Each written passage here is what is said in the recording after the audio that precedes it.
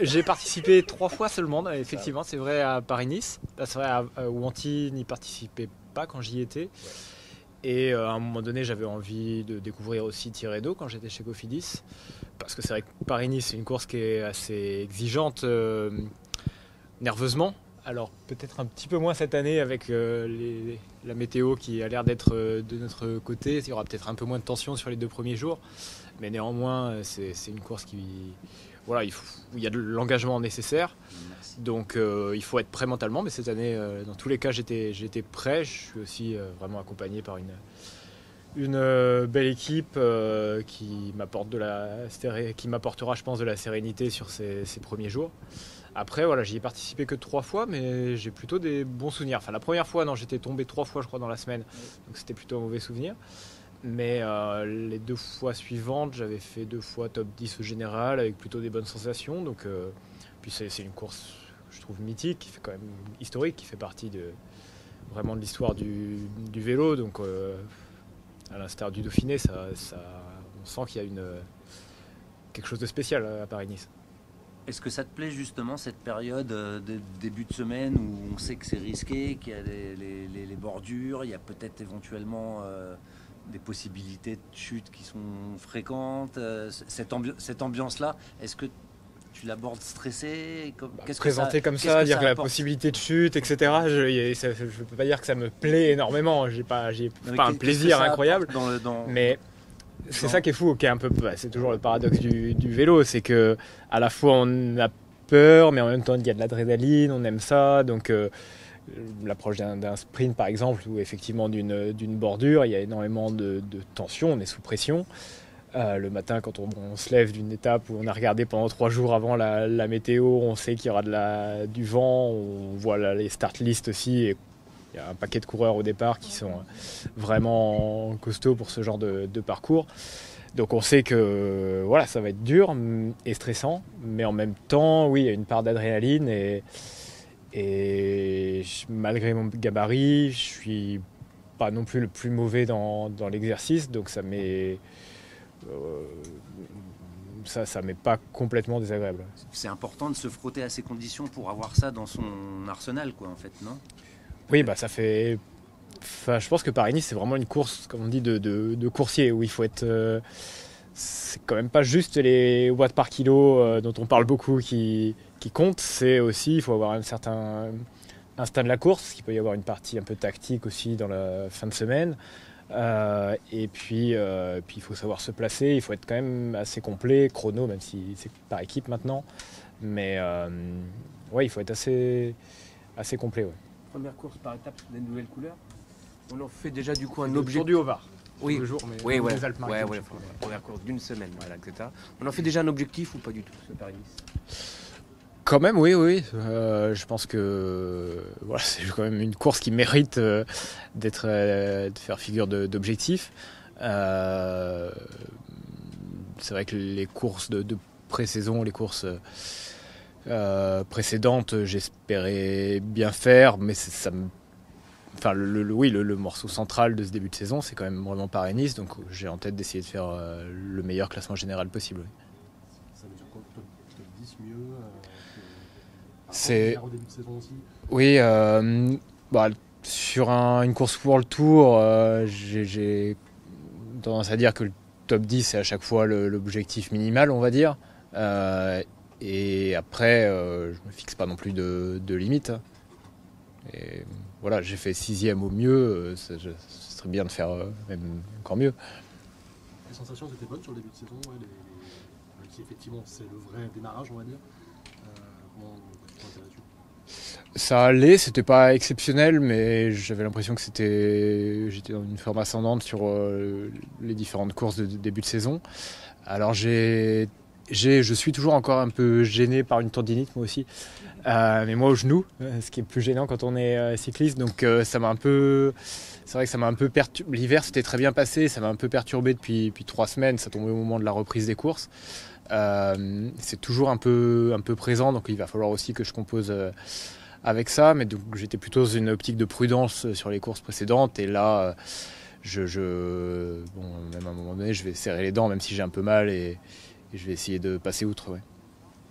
Tu te tu expliques ce retour-là maintenant enfin, vous savez pourquoi maintenant ça revient un peu. Est-ce que tu peux faire pour que ça se résolve, cette tendinite dont tu parlais? Non, c'était dur de vous comprendre comment c'est apparu, parce que j'avais pas... Enfin, si, dans l'hiver, forcément, j'ai eu beaucoup de nouveautés avec le changement de matériel, mais tout l'hiver s'est passé sans aucun accro.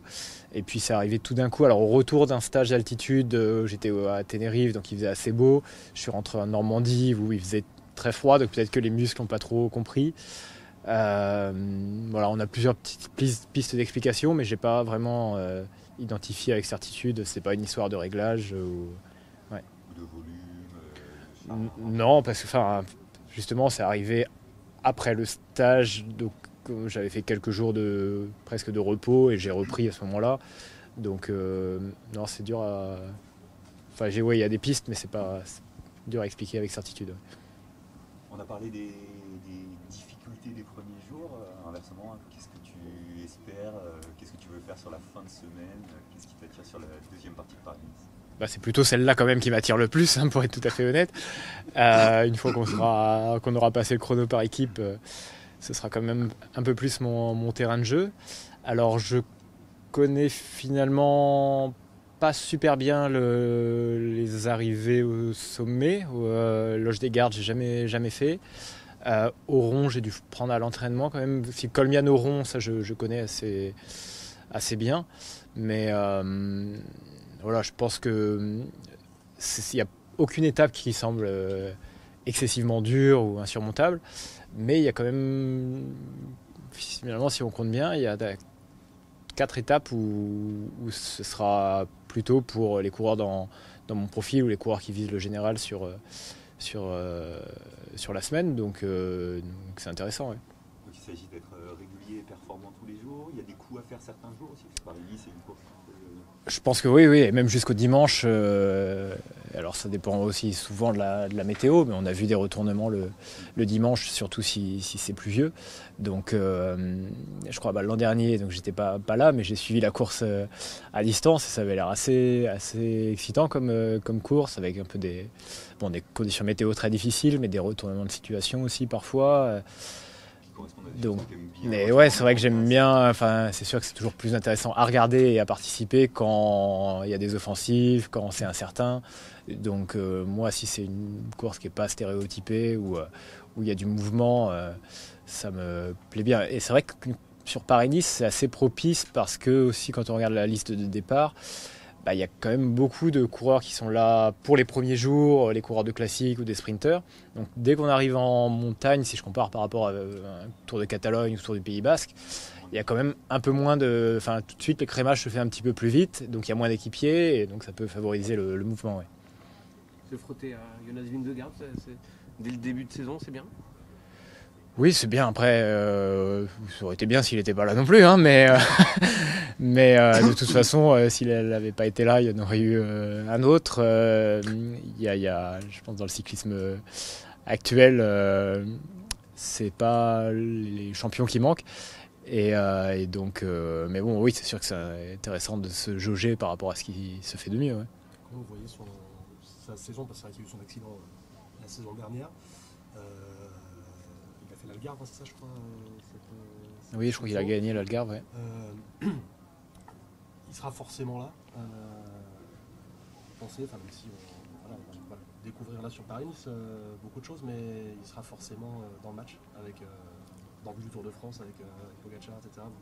Je suis pas très inquiet pour lui. Si c'est ça la question, non, je pense que je pense que non, je m'inquiète pas pour lui. D'autant plus que je crois qu'il aura une équipe solide à côté de lui avec le vainqueur sortant Jorgensen. Donc ils ont même plusieurs atouts. Ils ont montré par le passé que sur cette course, j'étais présent dès la première étape, les Jumbo avaient fait 1-2-3 où Christophe Laporte l'avait emporté. Donc je pense que ce sera sans doute l'équipe, l'armada la plus solide au départ. Ouais. Si on parle d'équipe, et on a parlé un peu de l'importance justement d'avoir une équipe autour de soi sur une épreuve comme Paris-Nice, comment tu te sens avec les 6 coureurs qui vont t'accompagner cette semaine? Quelle marque tu as pu prendre pour l'instant?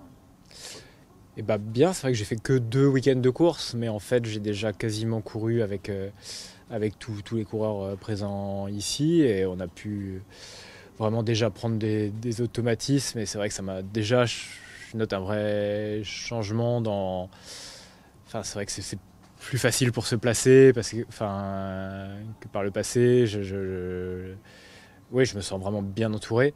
Donc ça, c'est assez plaisant. Et encore une fois, ça me donne de la confiance pour aborder des étapes qui peuvent être un peu stressantes ici. Oui. Il y a des gardes du corps en quelque sorte pour les premiers jours ?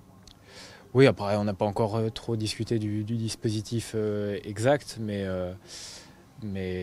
bon, sur le plat, oui, les qualités ne manquent pas ici pour m'aider si y a le vent qui se lève. Ouais. Il y en a un avec qui tu n'auras pas couru du coup depuis le début de l'année, c'est David Gaudu. Eh ben non, mais il n'est pas là non plus, oui. Ça n'a pas échappé. Et non, ça devait se faire dans le Var. Et puis je crois que c'est vraiment au tout dernier moment. C'est sûr, c'est le matin de la veille de la course où sa sortie de déblocage il est tombé. Donc non, ouais, ça devait se faire à ce moment-là, mais ça s'est pas fait. On s'est côtoyé en stage par contre. Ouais. On est en mars, on se projette déjà vers juillet ou c'est encore trop loin? Bon, c'est encore assez loin, mais c'est sûr que Paris-Nice, on est quand même dans l'atmosphère Tour de France. C'est un peu, oui, c'est assez facile et habituel de le dire, mais c'est vrai que ça fait assez Tour de France miniature. Ouais.